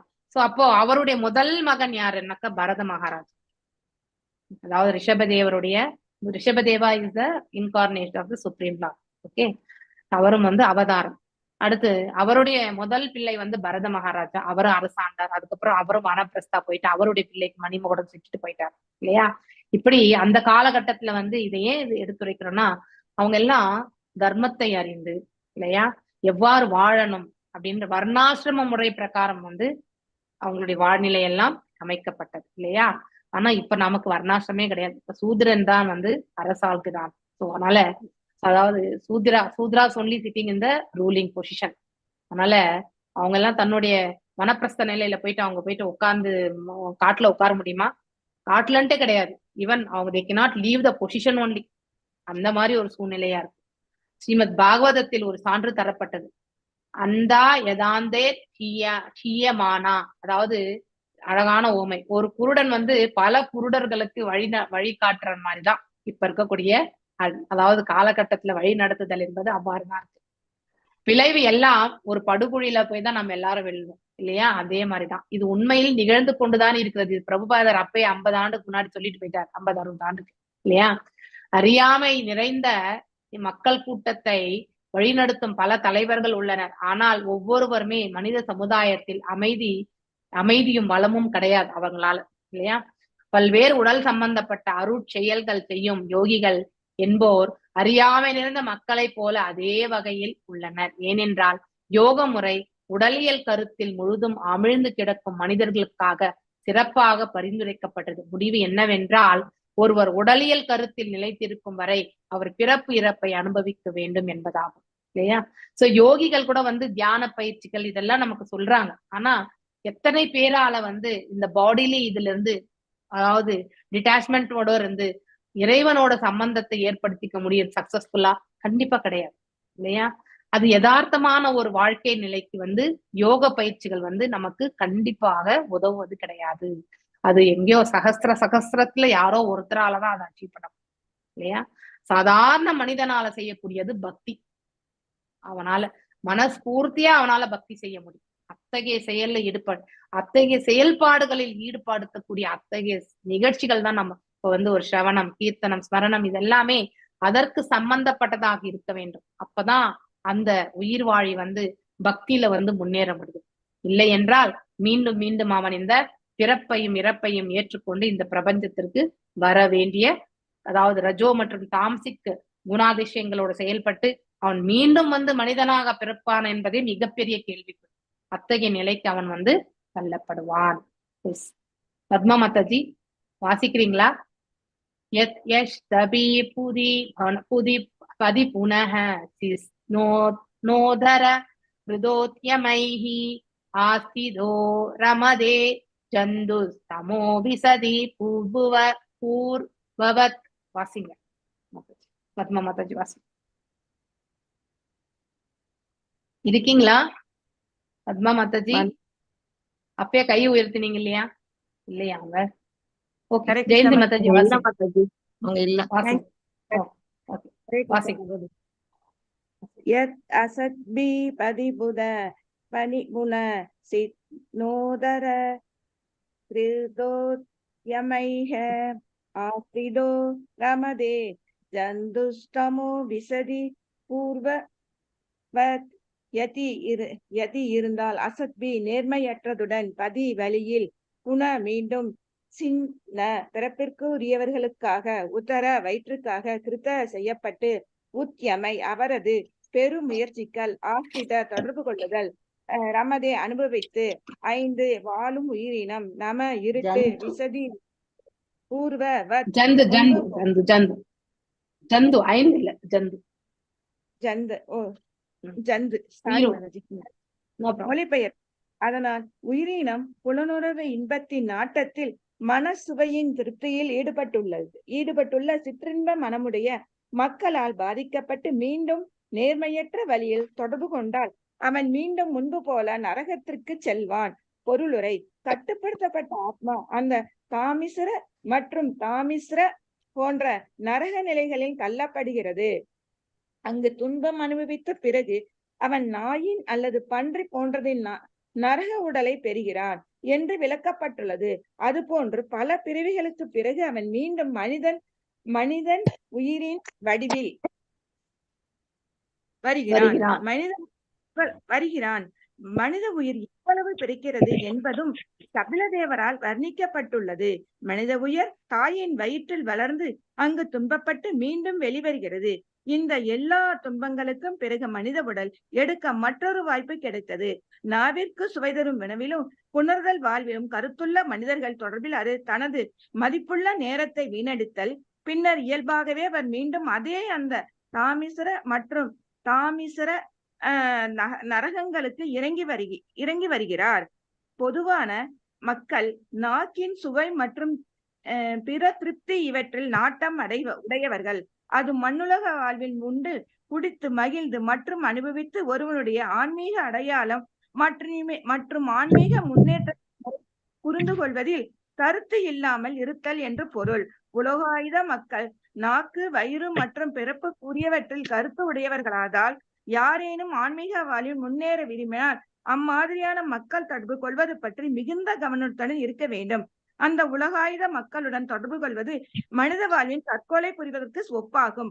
அதனால் ஒரு அறிவு கூர்மையுள்ள மனிதன் விரும்பத்தகாத தொடர்பு விட்டு ஆன்மீகவாதிகளுடன் எப்போதும் கலந்து பழக வேண்டும். அவர் ஆன்மீகவாதிகளுடன் தொடர்பு கொள்ளும் பொழுது வாழ்வின் விரிவு பற்றி அவற்றின் எல்லா சந்தேகங்களும் அளிக்கப்படுகின்றன. அவர் ஆன்மீகத்தை புரிந்து கொள்ளும் குறிப்பிட்ட வகை மத நம்பிக்கைக்கு மிகவும் அடிப்படைப்பட்டிருக்கிறார்கள் என்பது சில சமயம் தெரிகிறது. இந்துக்கள், இஸ்லாமியர்கள் மற்றும் கிறிஸ்தவர்கள் தங்களின் குறிப்பிட்ட வகை மதத்தில் நம்பிக்கை உடையவர்கள். அவர்கள் ஆலயம், கிறிஸ்தவ கோயில் அல்லது மசூதிக்கு செல்கின்றனர். ஆனால் துரதிருஷ்டவசமாக அவர்களால் நாவின் சுவையை மற்றும் பாலுறவு வாழ்விற்கு அடிமையாக அவர்களுடன் கொண்ட தொடர்பை விட முடியாது. ஒருவர் வேலையில் மிகவும் மத சார்புடையவராக இருக்கலாம். ஆனால் அவர் அந்த மனிதர்களுடன் தொடர்பு கொண்டால் பின்னர் அவர் நரகத்தின் இருட்டான பகுதிக்கு இறங்கி வருதல் உறுதி என்று இங்கு தெளிவாக கூறப்படுகிறது. ஹரே கிருஷ்ணா மாதாஜி. தேங்க்யூ மாதாஜி. ஹரே கிருஷ்ணா. ஹரே கிருஷ்ணா. ஹரே கிருஷ்ணா. ஹரே கிருஷ்ணா. சோ மேலும் இப்ப இது வரைக்கும் நாம 21வது ஸ்லோகம் வரைக்குமே அதாவது இந்த ஜீவனுடைய சங்கடங்கள் அது எப்படியெல்லாம் அனுபவிக்குது கஷ்டத்தைன்றத பத்தி நம்ம படிச்சோம். சோ இப்ப நாம வாசிக்க போறது இந்த 22வது ஸ்லோகத்துல இருந்து 32வது ஸ்லோகத்துல இருந்து 42வது ஸ்லோகம் வரைக்குமே தவறான ஒரு ரிலேஷன்ஷிப்ல அப்படின்னா அவன் நண்பனா இருக்கலாம், இல்ல ஃபேமிலி பீப்புளா இருக்கலாம். அவங்க கிட்ட இருக்கக்கூடிய தவறான குணாதிசயங்களோட நாமளும் சேர்ந்து உறவாடினால் நாம எந்த இடத்துக்கெல்லாம் போவோம், எப்படி எல்லாம் கஷ்டப்படுவோம். அந்த தாமிஸ்ரம், அண்ட தாமிஸ்ரம் அண்ட் தாமிஸ்ரம் 2 நரக உலகங்கள் இல்லையா? ரௌரவம், இந்த 3 நரக உலகங்களை பற்றி நம்ம போன அத்தியாயத்துல படிச்சோம் இல்லையா? அதாவது முந்தைய சாப்டர்ல படிச்சோம், 30th சாப்டர்ல. சோ தாமிஸ்ரம், அந்த தாமிஸ்ரம், ரௌரவம் இந்த மூன்றுமே வந்து நரக உலகங்கள். சோ ஒரு ஜீவன் மரணித்த பிறகு அவ்வளவு பெரிய பாதையை வந்து கடந்து போறது அப்படிங்கிறது ஒரு க்ஷணம் வந்து அங்க இருக்கக்கூடிய ஒரு க்ஷணம் வந்து நமக்கு இந்த ஒரு உலக வாழ்க்கை நாம வாழக்கூடிய டியூரேஷன் மாதிரி தான் அப்படிங்கிறதையும் நாம படிச்சோம் இல்லையா. பதி புனக சிஸ்னோதர கிருதோத்யமைஹி ஆஸ்திதோ ரமதே ஜந்துஸ் தமோ விசதி பூர்வவத். எதி இருந்தால் அசத் பி நேர்மையற்றதுடன் பதி வழியில் புன மீண்டும் சிஸ்ன பிறப்பிற்குரியவை அதாவது பிறப்பிற்கு காரணமானவை உதர வயிற்றுக்காக கிருத செய்யப்பட்டு ஊத்தியமை அவரது பெரு முயற்சிகள் அவர்கள் செய்யக்கூடிய அதாவது முயற்சிகள் செயல்பாடுகள் ஆஸ்தித தொடர்பு கொள்ளுதல் ரமேத அனுபவித்து ஜந்து வாழும் உயிரினம் சம இருட்டு விசதி நுழைந்து பூர்வ பத் முன்பு போல. சோ இவ்வாறு அந்த கோபம் இந்த மாதிரி நிலையில இருக்கக்கூடிய அந்த மனிதன் என்ன செய்யறான்? சோ ஆல்ரெடி காமத்தோடு இருக்கக்கூடிய அந்த மனிதன் உயிரினம் பாலுணர்வு இன்பத்தின் நாட்டத்தால் மனச்சுவையின் திருப்தியில் ஈடுபட்டுள்ள சிற்றின்ப அதாவது எதெல்லாம் நமக்கு வந்து நம் புலன்களுக்கெல்லாம் எது திருப்தி கொடுக்குமோ அது எந்த புலனான்னா இருக்கட்டும் அத்தகைய செயல்கள் எல்லாமே அது எல்லாமே வந்து லோயர் லெவல் என்ஜாய்மெண்ட் இல்லையா. சோ அந்த மாதிரி இப்ப நாக்குக்கு சுவையை இப்ப வீட்டுல வந்து வெங்காயம் பூண்டு இல்லாம செய்திருக்கும் உணவு அதை வந்து இறைவனுக்காக அதாவது படைத்து ஏதாவது நெய்வேத்தியமா படைச்சு பிரசாதமாக மாற்றிருக்க உணவு வந்து சாப்பிடறதுக்கு இறங்கல. ஆனா ஹோட்டல்ல நம்ம ஸ்விக்கில ஆர்டர் பண்ணி சாப்பிடறோம் இல்லையா. அது என்னது? அது சிற்று இன்பம் அது இல்லையா. அப்ப அந்த டங் கண்ட்ரோல் நமக்கு இல்லைன்னு அர்த்தம். இந்த புலனுக்கு நாம கட்டுப்பாடு போடவில்லைன்னு அர்த்தம். இதுக்கு கட்டுப்பாடு போடலைன்னா எதுக்குமே நம்மளால கட்டுப்பாடு போட முடியாது 100%.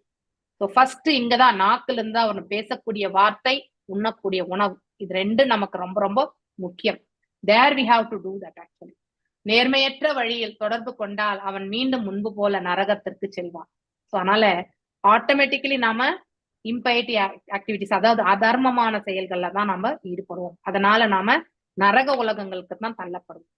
கட்டுப்படுத்தப்பட்ட ஆல் க்ளோரிஸ் டு ஷீல பிரபுபாதா கி ஜெய். பொருளுரை கட்டுப்படுத்தப்பட்ட ஆன்மா அந்த தாமிஸ்ரம் மற்றும் தாமிஸ்ரம் போன்ற நரக நிலைகளில் தள்ளப்படுகிறது இல்லையா.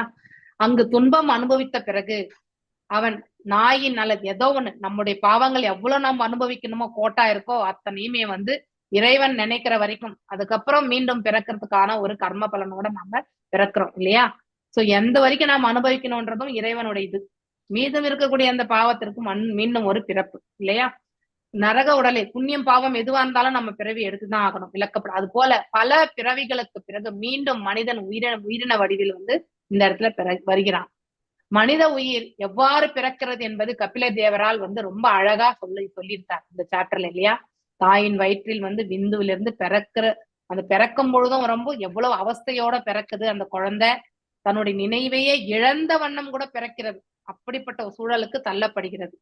இந்த எல்லா துன்பங்களுக்கு பிறகு மனித உடல் எடுக்க மற்றொரு வாய்ப்பும் வந்து கிடைத்து நாவிற்கு சுவை தரும் உணவிலும் உணர்தல் வாழ்விலும் கருத்துள்ள மனிதர்களின் தொடர்பில் தனது மதிப்புள்ள நேரத்தை அப்படி இவ்வளவு சங்கடத்தை அனுபவிச்சு மீண்டும் ஒரு நல்லதொரு வாய்ப்பை கிடைச்ச பிறகு கூட அந்த வாய்ப்பை நம்ம வந்து உபயோகப்படுத்தி கொள்ளாம வீணான ஒரு இதுல வந்து நம்மள வந்து வீணடிக்கிறது அந்த நேரத்தை இல்லையா.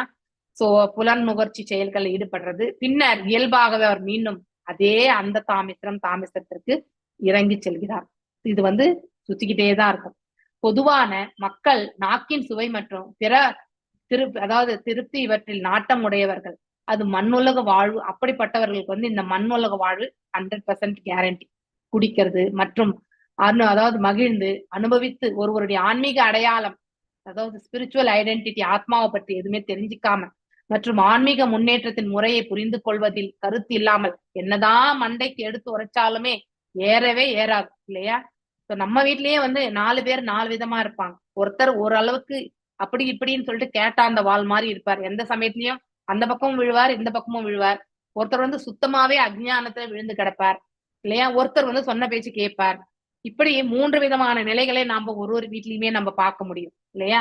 இவங்களுக்கு குழப்பில்ல காலையில உட்கார்ந்துருக்காங்க அப்படின்னு நினைப்பாங்க இல்லையா. அப்படி பேசக்கூடியவங்களும் நம்ம பார்த்திருக்கோம். இப்படி உலகாயுத மக்கள் நாக்கு வயிறு பிறப்பு இந்த ஒரே நேர்கோடு இல்லையா. அதாவது நாக்கு அதுக்கப்புறம் வந்து வயிறு, ஸ்டமக், அதுக்கப்புறம் ஜெனிட்டல்ஸ். இந்த மூணையுமே அடக்க வல்லவர்கள் வந்து மிச்சம் எல்லாத்தையுமே அவங்களால சுலபமா அடக்கிவிட முடியும்.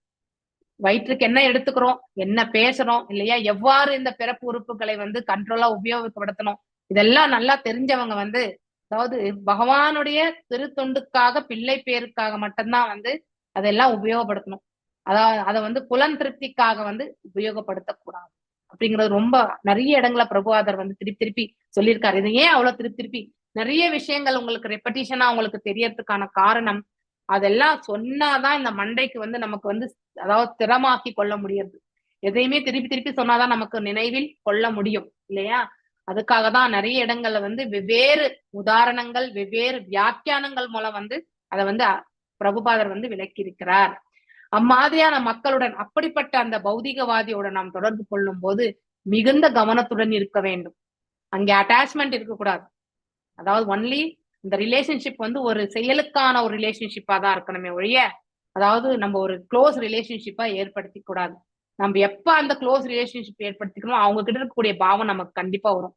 அதாவது annoyingly we will get acquired action. எவ்வாறு கணவனிடத்துல இருக்கக்கூடிய சுபாவம் மனைவிக்கு செல்கிறதோ, மனைவியின் இடத்துல இருக்கக்கூடிய சுபாவம் கணவன் இடத்துல கண்டிப்பா இருக்கும். இது நம்ம we have to analyse, realise பண்ணும்போது இதை வந்து புரிஞ்சுக்க முடியும் இல்லையா. சோ அப்படி நம்ம எந்த அசோசியேஷன், அது கணவன் மனைவியா இருக்கலாம், இல்ல அப்பா அம்மாவா இருக்கலாம், இல்ல வந்து குழந்தைகள் இருக்கலாம், இல்ல சகோதரர் இருக்கலாம், இப்படி நம்ம யாரோட அதிகமான ஒரு இல்ல ஃப்ரெண்ட்ஸ் இல்லையா, சமூகம், இப்படி நம்முடைய ரிலேஷன்ஷிப் வந்து நாம எப்படி எடுத்துட்டு போறோமோ, யாரிடத்தில் அதிகமாக நம்ம வந்து நம்முடைய ரிலேஷன்ஷிப் எடுத்துட்டு போறோமோ அவங்களுடைய சுபாவம் நம்ம இடத்துல கண்டிப்பா வரும். அதனால்தான் அசத் சங்க தியாகத்தை செய்யணும்ன்றது வந்து நிறைய அதாவது நம்ம வெக்டர் ஆஃப் இன்ஸ்ட்ரக்ஷன்ல வந்து சொல்லிருக்கேன். யாரோட நம்ம ரிலேஷன்ஷிப் இருக்கக்கூடாது, யாரோட மட்டும் இருக்கணும் இல்லையா. சோ லவ்விங் எக்ஸ்சேஞ்சஸ் பண்றது, இதெல்லாம் நம்ம வந்து நெக்டர் ஆஃப் இன்ஸ்ட்ரக்ஷன்ல படிச்சிருக்கோம் இல்லையா. அதனால ஒரு அறிவு கூர்மை உள்ள மனிதன் விரும்பத்தகாத தொடர்பை விட்டுவிட்டு ஆன்மீகவாதிகளுடன் எப்பவுமே சாது சங்கத்தோடு இருந்திருக்க பழக வேண்டும். அவர் ஆன்மீகவாதிகளுடன் தொடர்பு கொள்ளும் பொழுது வாழ்வின் விரிவு மற்றும் அவரின் எல்லா சந்தேகங்களும் அழிக்கப்படுகின்றன. அவர் ஆன்மீகத்தை புரிந்து கொள்வதில் குறிப்பிட்ட வகை மத நம்பிக்கைக்கு மிகவும் அடிமைப்பட்டிருக்கிறார்கள் என்பது சில சமயம் தெரிகிறது இல்லையா. நம்ம எல்லாம் கூட இப்ப பகவத்கீதை, பாகவதம் படிச்சுட்டு இருக்கோம். நம்ம வீட்டுல இப்படி இருங்கோ அப்படி இருங்கோன்னு சொன்னாக்க இவங்களுக்கு ஏதோ ஆயிடுச்சு, இவங்க எங்கேயோ ஏதோ தேர் பீன் ட்ராப்டு இல்லையா அப்படின்னு சொல்லுவாங்க. இல்லைன்னா அவங்களுக்கு வந்து ஹிப்னாட்டிஸ் ஆயிருக்காங்க இப்படி எல்லாம் கூட சொல்லுவாங்க. ஆனா உண்மையில நாம அந்த மாதிரி எல்லாம் யாரும் நம்மள வந்து ஃபோர்ஸ் பண்ணி இங்க வந்து உட்கார வைக்கல இல்லையா. நமக்கே ஒரு ஈடுபாடு இருந்து இதெல்லாம் தெரிஞ்சுக்கணும்னு தான் நம்ம உட்கார்ந்து வாசிச்சுட்டு இருக்கோம். அதை வந்து புரிஞ்சுக்கணுன்றதுக்காக முயற்சி பண்றோம். ஆனா இந்த மாதிரி ஈடுபட்டு சேம் திங் இஸ்லாமியர்களும் கிறிஸ்தவர்களும் அவங்களும் வந்து மசூதிக்கு, கிறிஸ்தவ ஆலயங்களுக்கெல்லாம் செல்றாங்க. ஆனால் துரதிருஷ்டவசமாக அவர்களால் நாவின் சுவை மற்றும் பாலுறு வாழ்விக்கு அடிமையாளர்களுடன் கொண்ட தொடர்பை விட முடியாது இல்லையா. ஒரு வேலையில் மிகவும் மதச்சார்புடையவராக இருக்கலாம், அதாவது மதச்சார்பு, அதாவது வேலையில மதச்சார்பற்றவர்களாக இருக்கலாம். நம்ம எல்லாருமே இது வந்து அந்த வார்த்தையை நம்ம வந்து கரெக்டா ப்ரொனவுன்ஸ் பண்ணிக்கணும். நாம வந்து ரிலீஜியஸ் அப்படின்னாக்கா அந்த பண்பாடோட நம்ம செய்யலாம். ஆனா எல்லார் இடத்துலயுமே போயிட்டு நம்ம வந்து இந்த மதம் தான்றத நம்ம எதுவும் சொல்ல முடியாது இல்லையா. அது அந்த ஒரு நிலையை நம்ம வேறுபடுத்தி காணக்கூடிய நிலை. ஆனா நம்ம செய்யக்கூடிய ஒவ்வொரு செயலிலுமே நாம வந்து ஒரு அதாவது ஆன்மீகவாதியாக இருந்தா அதுல வந்து ஸ்பிரிச்சுவல் நேச்சரை வந்து கண்டிப்பா நம்ம அதுல வந்து செயல்படுத்தி தான் செய்வோம். ஆனா அந்த மனிதர் வந்து, ஆனால் இப்படிப்பட்ட மனிதர்களுடன் அவர்கள் தொடர்பு கொண்டால் பின்னர் அவர் நரகத்தின் இருட்டான். ஏன்னா அவர்களும் சறுக்கி விழுந்துருவாங்க. எவ்வளவு பெரிய ஆன்மீகத்தில இருந்து கொண்டு அவர்கள் செயல்பட்டாலுமே ஆன்மீகத்தை வந்து அதாவது ஃபார் எக்ஸாம்பிள் கிருஷ்ணரை மையமாக வைத்து எல்லா செயல்களையும் ஈடுபடணும் தான் நம்ம சொல்றோம். கிருஷ்ண உணர்வு கொண்டு செயல்படணும், அந்த சென்டென்ஸ் அதுதான். நாம் எப்பவுமே பக்தி உணர்வு கொண்டு நம்முடைய கடமைகளை நாம் செய்யலாம். ஆனால் அந்த பௌதிகவாதிகளுடன் நம்ம இப்படிப்பட்ட அசத் சங்கத்துல நாம் இணைந்தோம் என்றால் காலப்போக்குல நாம வந்து தவறி விழுவதற்கான மார்க்கத்திற்கு தான் நாம தள்ளப்படுவோம். அதனால எவ்வாறு அந்த ரிலேஷன்ஷிப் இருக்கணும்னா, அதாவது அவங்களுக்கு ஒரு காரியமாக நாம வந்து அவர்களோட வந்து ரிலேஷன்ஷிப் டெவலப் பண்ணணுமே ஒழிய, அதாவது மனமார்ந்த ரிலேஷன்ஷிப் வந்து நாம அவர்களை எப்பொழுதுமே நித்தியமான ஒரு உறவுமுறை, நம்ம இந்த பிரபஞ்சத்துல வாழ்ற வரைக்கும் அவங்கள கடைசி வரைக்கும் அந்த ரிலேஷன்ஷிப்ல போகணும் அப்படிங்கறத வந்து நாம எடுத்துட்டு போகக்கூடாது. ஏன்னா அவ்வாறு நாம செய்தோம் என்றால் அவர்களுடைய சுபாவம் என்பது நமக்கு கண்டிப்பா வரும். எவ்வளவு ஸ்ட்ராங்கா நம்ம அவங்களோட இணைந்து இருக்கிறோமோ அவ்வளவுமே அவர்களுடைய குணாதிசயம் நமக்கு கண்டிப்பா வந்து சேரும் இல்லையா. அதனால அப்படிப்பட்ட செயல்கள்ல இருந்து நாம தூரமாக விலகி இருக்கோம். நான் இன்றைக்கு இதோட நிறுத்துறேன். நாளைக்கு 33வது ஸ்லோகம் பார்க்கலாம். வாஞ்சகல்பதாரூபியஸ்ச கிருபா சிந்துபியேவ ச பதீதனாம் பாவனேபியோ வைஷ்ணவேபியோ நமோ நமः. அனந்த கோட்டி வைஷ்ணவ விருந்த கி ஜெய். நாமச்சாரிய ஹரிதாஸ் தாக்கூர் கி ஜெய். ஹரே கிருஷ்ணா கிருஷ்ண கிருஷ்ண ஹரே ஹரே, ஹரே ராமா ராம ராம ஹரே